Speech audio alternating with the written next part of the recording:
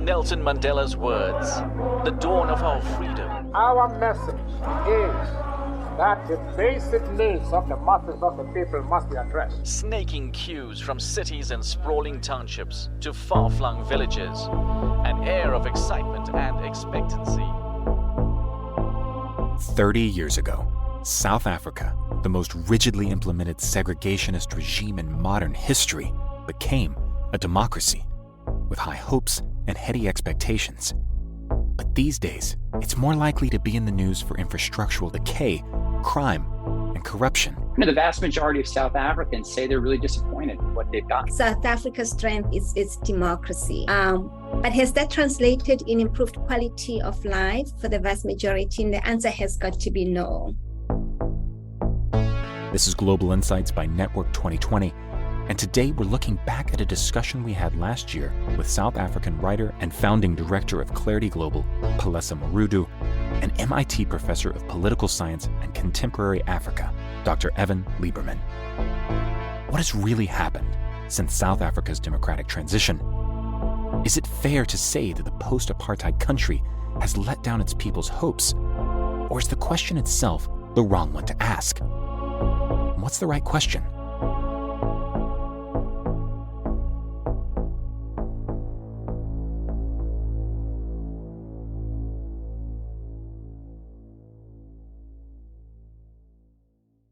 Moderating the discussion was Courtney Doggart, president of Network 2020.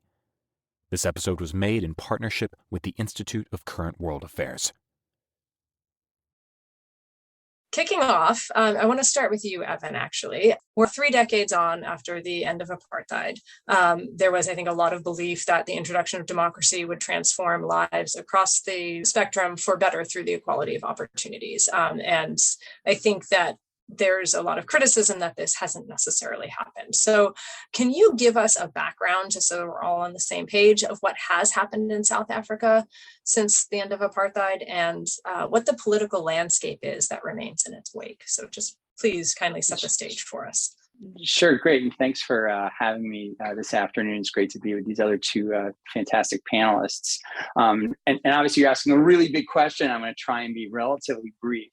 But, Black South Africans, of course, were extraordinarily optimistic that democracy was going to change their lives for the better. And looking back today, the vast majority of South Africans say they're really disappointed with what they've gotten. And in my book, I document this frustration. It's absolutely palpable. And it's really understandable given the extent of poverty and inequality that you can see in the country. Millions of people still live in really hard circumstances, and they do so in a place where millions of people live spectacularly well. Right. So that juxtaposition is just, you get off an airplane in Cape Town or Johannesburg and you see it and it's still painful. And at the moment, the whole country is suffering from rolling blackouts due to some mismanagement of the electrical grid, which resonates with other failures of governance. But at least, for me, and this is where, we may have some disagreement today. We'll have some agreement and disagreement maybe. I think it's a mistake to say that South African democracy has been a big failure. That's the question of our panel. And I don't think it's a rhetorical question at all. When I consider what's happened over the past 3 decades, compared to literally what happened for 300 years that came before that, and what's happening in countries around the world, including here in the US. And some people will talk, you go to South Africa and you'll talk to people and say, nothing's happened since 1994. But a lot's happened. There's a lot to celebrate. So many of the gaps between Black and white people have closed. The government's built about 3 million small homes and gave those to poor families. Millions of people have gained access to pipe water, to sewerage, to electrical connections that they didn't have before. There's a large Black middle class. Citizens can participate in all sorts of ways. Black citizens equal with white citizens. And in so many ways, I think South Africa has gone further than the US, even though, in terms of dealing with a segregation legacy. And the US, Civil Rights Act is several decades older than 1994, from the 1960s. So, the greed and corruption we've seen at all levels of government and within society in South Africa is, really disappointing and it's frustrating. But I also don't think it's entirely surprising because when we look at the role corruption's played in so many countries undergoing major political transitions. Again, the same thing happened in the United States. We still have corruption, but we had major bouts of corruption during moments of political transformation. So, this post-apartheid project is less than 3 decades old. And given the enormity of the problems that the country faced, I don't think we should be surprised that a lot is left to be done. So the last thing you asked me about the political landscape. And it's one in which the ANC, right, the African National Congress, which was the party, the liberation party that came to power with the first multiracial election. And, people thought this was going to be, the one party, might be the one party state that's in power forever. But in recent years and recent elections, it's been increasingly challenged. In my own book, I decided to focus on the 2019 national election because it was clear it was going to be really competitive. The ANC still got a majority, but it had its worst showing ever. And in the recent local elections, the ANC lost power in a lot of cities. And so other groups of parties have formed coalitions and they're in power. But there's a lot of challenges outside the ANC and inside the ANC. And the current president, Cyril Ramaphosa, is basically hanging on for his political life. And the big question is going to be whether it can hold on, kind of co-opt a lot of the folks in the party who are challenging him. And we'll see what happens in the next election in 2024. Great, thank you. That was a wonderfully concise answer to a big question. Turning to you, Palesa, how can we understand democracy in South Africa today? And crucially, what are some of the consequences of apartheid on the practice of democracy? Thank you so much, Courtney. And Ivan did paint kind of a broad picture of what's going on. But to answer this question, I think it is important to look at the recent history of South Africa and answer that fundamental question of what was the nature of the national conflict in South Africa. What was the fight really about? And I think the ANC has always provided a coherent answer to this fundamental question, in that the main fight in South Africa was restoring rights to citizenship to the vast majority of people who are Black. And by that, I mean the expanded definition of Black, which is, African people like myself and colored people, people of mixed race, and Indian people. And these are the groupings that were denied rights to full citizenship on the basis of skin color. So by rights to citizenship, what are we talking about? We're talking about the right to live wherever you want, the right to move freely, the right to establish a business, the right to farm, to work the land, the right to seek employment wherever you want, the right to join a trade union, the right to marry whoever you want. And these are basic rights to citizenship that were afforded to a small section of South African society that was white and denied to a vast majority of South Africans who were Black. Now, logic therefore tells you that it is impossible to establish a united nation with a common identity when a few enjoy rights to citizenship and others don't. So that was a major contradiction with the apartheid system. So the struggle against apartheid was first and foremost about correcting that historic injustice and restoring the rights to citizenship to everyone. So after a very long and bitter struggle, the apartheid was defeated, and then we all voted in 1994. And then the process of building that one united nation with all its contradictions began. And this brings me to the second part of your question. What are the consequences of apartheid on the practice of democracy? And there are many. And first and foremost, only a few enjoy the benefits of a racist democracy. So white people lived very well, and even said a little bit about that and the reality of today. They enjoyed all the privileges that came with being beneficiaries of an oppressive system. Now we are living in a new dispensation where everyone expects to become a beneficiary of a new democratic order. And after 1994, it soon becomes quite difficult and very quickly. And I think it's important to look at post-apartheid South Africa and the experiment with democratic rule in phases of its post-apartheid administration. So the presidency of Nelson Mandela is often characterized in what I sometimes think it's in simplistic terms, the whole Rainbow Nation phase. I think it was a bit much more deeper than that. This is a phase where a new government, informed by a long-term vision to build a non-racial democratic state for South Africa, has had to start putting this vision into some form of reality. So the first thing that Mandela administration does is to build this sense of a one South African nation. And I think you cannot underestimate how important that was given the divisions of the past, that you cannot have a nation where you don't have a single national identity. So what happens is that there's a new flag, a new national anthem, the recognition of 11 official languages, one central government, etc. And of course, in 1996, we adopt a new constitution in which declares in the preamble that we believe that South Africa belongs to all who live in it, united in our diversity. But this country that wants to unite in its diversity has to confront its brutal past.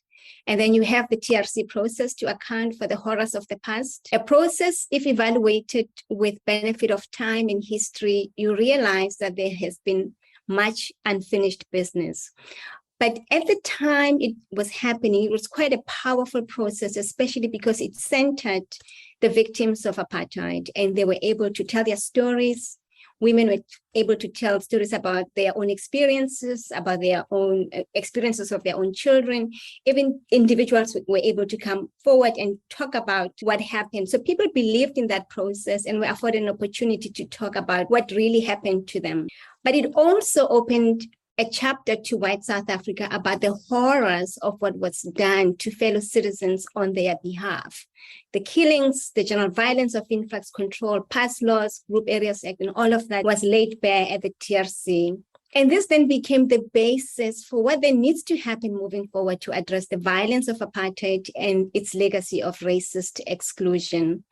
And that brings us to the second administration of Thabo Mbeki, which focused primarily on creating a Black middle class that Ivan also referred to through policies like affirmative action and the Black empowerment, what we refer to as BEE. What was BEE was a deal struck between white capital or business to say that you will allocate a portion of your ownership to some Black people. There will be some preferential procurement to Black-owned businesses and particularly Black women businesses, etc. And of course, we had affirmative action, which meant preferential hiring for Black people.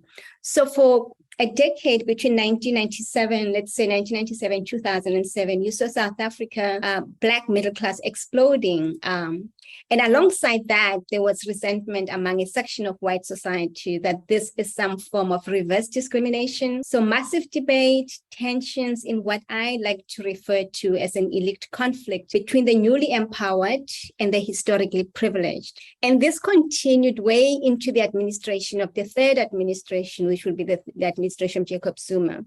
But the tone really of the tension and conflict changed simply as a result of the kleptocracy that set in with Zuma. He was unashamed, he was clear that he was going to use the state for self-enrichment and to benefit those who were close to him.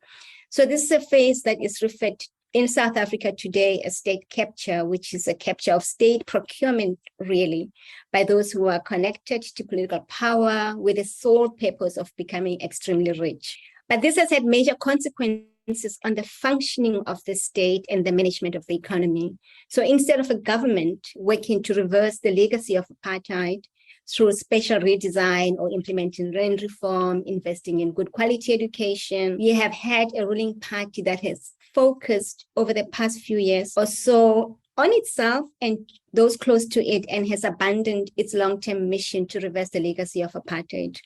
So that is where we are now in South Africa. And I think the next 30 years is going to be about how to deal with the legacy of apartheid and reversing the damage done by the misrule of the ANC over the past 10, 15 years. And I do believe that South Africa has the ability to self-correct. And I think we are at the beginning of that. This little bit of that is beginning to take form. So yes, the legacy of apartheid, the misrule of the ANC is what would define what has happened over the past 15 years. Thank you, Palesa. That was, I think you really just gave us a sense of the enormity of the challenge and sort of how things have progressed over time. And that was incredibly helpful. So thank you very much. Evan, turning to you, the economic growth has stalled or not taken off for many citizens. So what role does the remnants of apartheid and then the need for land reform being one of them play into this stalling of the economic growth? Great. If this panel had been, has South Africa's democracy failed to produce steady economic growth? That'd be an easy question, because the answer to that would be yes, it has failed, right? And for over a decade following the '94 election, growth was pretty solid in South Africa. But 2008 happened. Global economic meltdown. If you look at economic growth, in lots of countries, boom, South Africa fell, around the world. Happens to be, 2009 is when Zuma, South Africa, I think we can all agree, the country's worst president comes into office, and, other places, rebounded a little bit better, but South Africa really never got its footing economically after that. And, there's enormous creativity and talent and some terrific infrastructure in the country. And I don't think one has to be all doom and gloom, but if you compound where things were after 2009 and now COVID, the economic picture has been pretty bleak. And we put into perspective, again, in terms of hopes and expectations, is during the years of transition, there was this hope, maybe there's going to be a post-apartheid dividend, is the term people used. Yeah. The idea was, cool, this apartheid thing, right, which means separateness and is a way of creating segregation, is wasteful. You have all these separate bureaucracies to administer people of different races differently. And you have a government that, rather than building human capital, is, designed to keep down human capital for the majority of the population. So if you just stop all that nonsense, plus you eliminate sanctions and allow South Africa to participate in the global economy, you're going to have this big fat dividend. You're going to have all this economic growth. And again, you had some of that in the first few years, but now what are we finding? Well, many more people, Black people are getting educated at much higher levels than they did previously. Quality of education is not, particularly good for most of those folks. There's a lack of entrepreneurial tradition and activity. There's a lot of mistrust in society. Millions of people suffer from poor health. The government's overly reliant on a coal economy, and the mining industry is clearly in decline. So you have all these things that are a mix of the apartheid legacy and just some bad luck that I think are hampering South Africa. And the land reform issue is a big one, right? You have I can't remember the numbers, but white South Africans comprise less than 10% of the population, and they overwhelmingly own the vast majority of commercial land and residential property. And this bedevils South Africa in ways that's bedeviled, other previously colonized countries. And in my book, I focus on one municipality in South Africa and look at their path of transition. It's the municipality of Magadi City, which is kind of on the urban periphery next to Johannesburg. And it's funny, I tell a story about a housing effort, a political effort that I describe as a success story. Because I think it is. But what happened was, one political organizer, a guy who was actually a barber, a hairdresser, organized dozens and dozens of families and said, let's chip in, let's try and buy some land so we can form a community together, and we'll get the government to provide these houses for us if we purchase the land. And so people chipped in and they organized. It's kind of like what you dream of in terms of community development. But every time they tried to purchase land, various white landowners would get in the way. They would bid up the price. They would, interfere. This is after 1994, because it was like an extreme case of NIMBYism, right? Not in my backyard. I don't want to have all these, relatively poor Black people living in their houses next to my big white farm. And it took them 2 decades of mobilizing, going through courts, going through various bureaucratic processes to finally get this land, get the government to build the houses. And they formed, it's a success story in the sense that it's an incredible community compared to a lot of housing project communities, which are actually kind of depressing. They don't work so well in practice. This one, forged through struggle and community coordination, people have really high levels of social capital. They trust each other. They're in jobs, and that's exciting. But boy, they had to work so hard to get to this point, and they shouldn't have had to, right? And it's reflective of the larger problems in the country that they just haven't figured out this land question. And it's a tough one, right? Because when it comes to, let's say, agricultural land, just saying, all right, well, we're going to take this land from this, pretty successful commercial white farmer, and we're going to, slice it up and give it to lots of, would-be Black farmers. That solution doesn't always work so well, given, again, the history of where human capital is in South Africa. But in terms of fairness, it's just an unfair situation, and something really needs to be done about it. So why don't I pause there? Perfect. Palesa, I'd love to get your thought. You're calling it from Washington, D.C. What is your take on where U.S. policy is going with South Africa and how U.S. relations with South Africa have been evolving over the years? Where do you see Washington's priorities standing, both economically and politically? What's your take? Yeah, that's such it's always an interesting question, the US South Africa relations. I think like on people to people, the relations between South Africa and the United States is generally good. The US has educated a number of South Africans who hold very, important positions in business, government, other sectors of influence in South Africa. So many people have been educated in some of the, top universities in the United States. And the US remains one of South Africa's major trading partners. Some of South Africa's top athletes train in the US, major collaboration on health and on scientific research. Even South Africa's #1 comedian is on US television every night. So from people to people, I think the relations between the US and South Africa are quite solid. I think the problem is in the political management of the relationship. And I think part of it has got to do with the history. The generation that leads South Africa right now still remembers who was on their side when they were still fighting apartheid. And there is that history that the US government was not an ally in that fight. And that history and memory is deep. So I think for some time and for as long as this generation of political leadership in South Africa remains in charge, South Africa will always have a very sort of keep the US in the friend zone, so to say, to use that metaphor. Not get quite close, but keep it on the friend zone. And the irony for me is that I think many of the officials working on South Africa or Africa in the US administration, many of them cut their political teeth, so to say, in the anti-apartheid movement in the US, but now find that their relationship with the political leadership in the United States is not as friendly as it used to be back then. So that is kind of the irony. I think it's going to be like that for some time. But on foreign policy wise, on the economic front, Congress has renewed the AGOA until 2025. This grants obviously significant market access advantages to South Africa and other countries. But also in recent years, a number of US industries have seen this as granting unwelcome competition.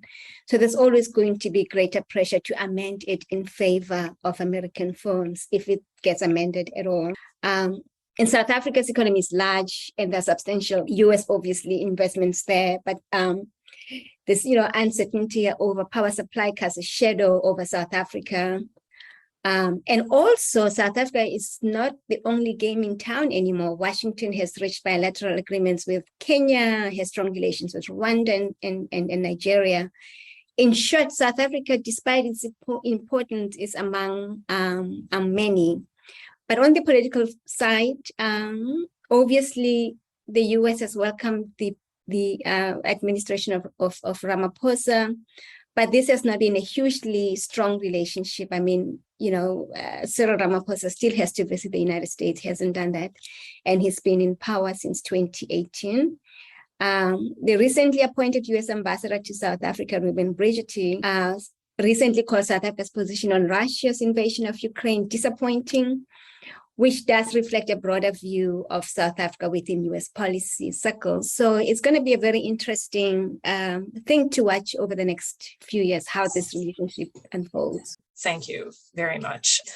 Evan, turning to you, what are some of the strengths of the society that will likely be consequential for South Africa over the upcoming decade? And actually, rather than turning to one person, I'd love to get each of your takes on this, just sort of as a quick lightning round before I get to some of the next questions, because I think it'd be great to have all of your viewpoints. And Evan, I'd love to start with you.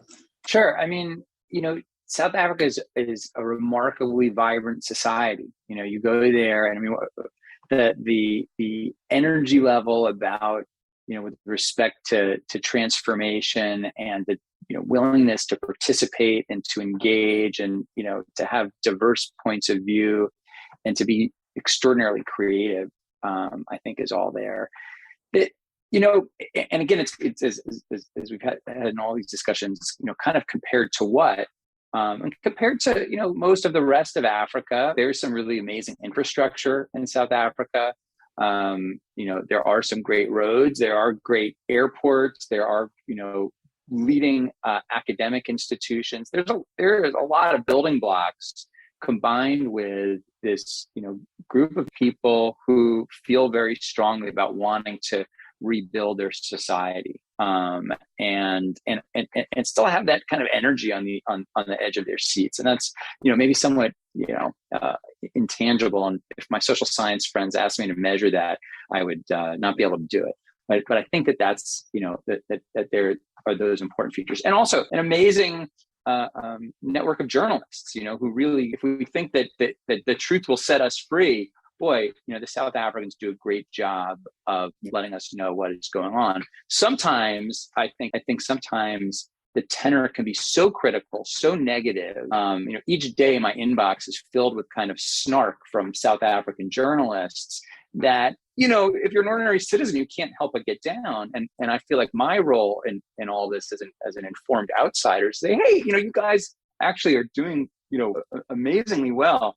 If you look at the United States, boy, are we, making a mess of our legacy. You guys maybe could do better than we're doing right now. Great. Thank you. Palesa.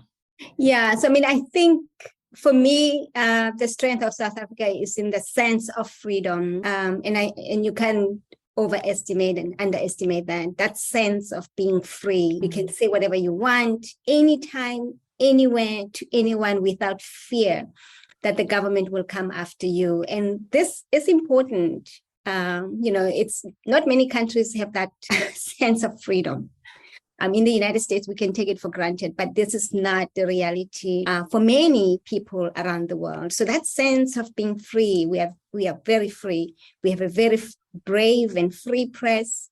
We have credible elections, and a peaceful transfer of power is a very well-established principle. So is democracy a remedy? Yes, it is.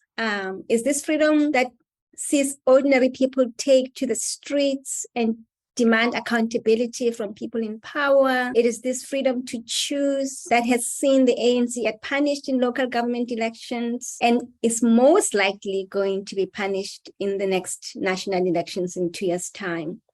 So at the level of freedom, I think South Africa's strength is its democracy. But has that translated in improved quality of life for the vast majority? And the answer has got to be no.